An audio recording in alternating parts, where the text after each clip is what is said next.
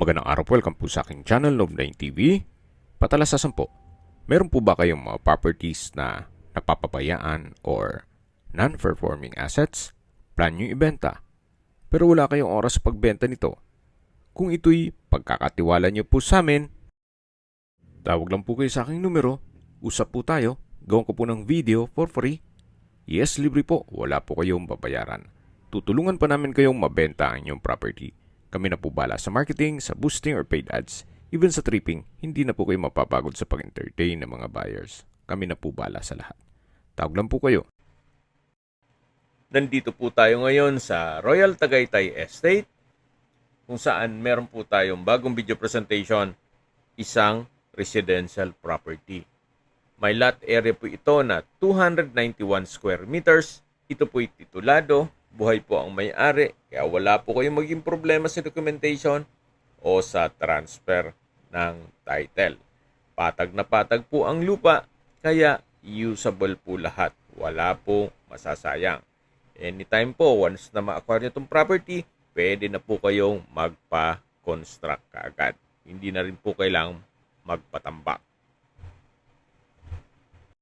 Maganda po kayong maglagay ng bahay bakasyonan dito, gawa ng napakatahimik po ng lugar, sariwa ang hangin, at malamig po ang klima.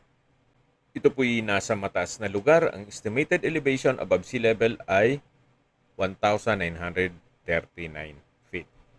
Dito po sa loob ng Royal Tagaytay Estate ay kumpleto din po ang amenities, gaya ng clubhouse, swimming pool, basketball court, parks and playgrounds, at marami pa pong iba.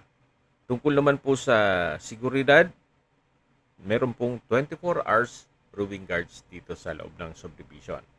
Nasa dulong parte na po tayo ng property na kung saan sa harapan po ay meron po itong mga pine trees. Habang naglilibot po tayo at pinagmamasdan nyo po itong buong property, pag-usapan na natin ang distance, location at travel time. Ito pong subdivision ay along Tagaytay-Nasubu Highway, kaya accessible din po ito ng public transportation.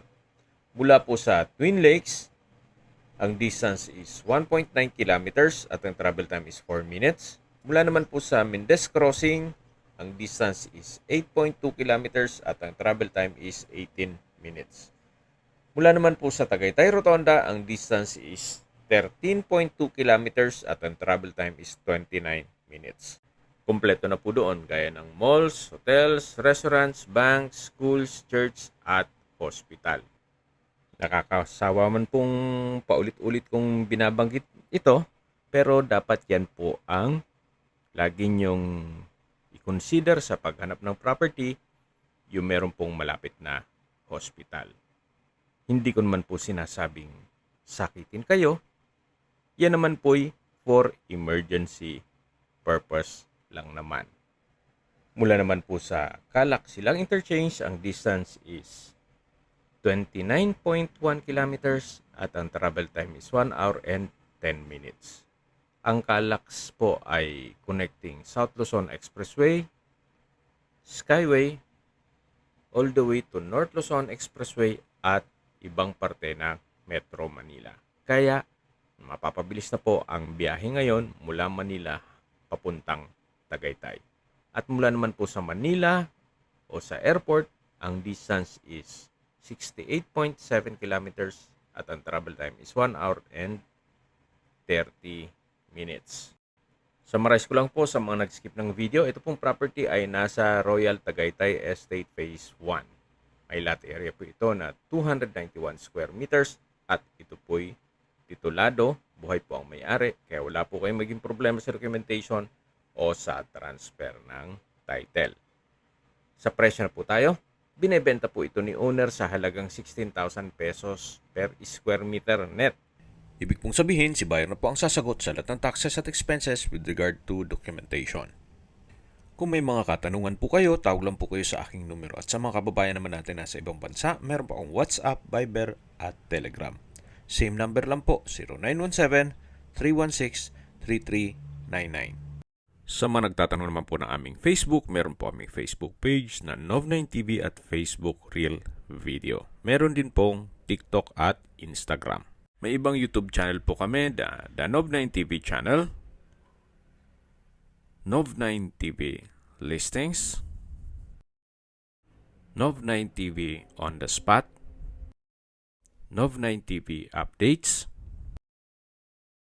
at Nov9 TV House Rental.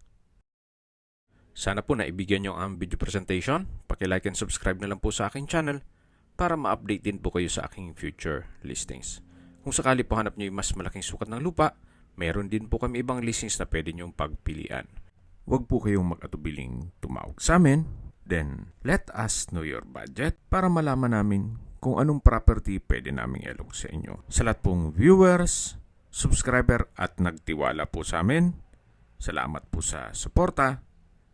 Ingat po kayo lagi at yung pamilya. Maraming salamat po.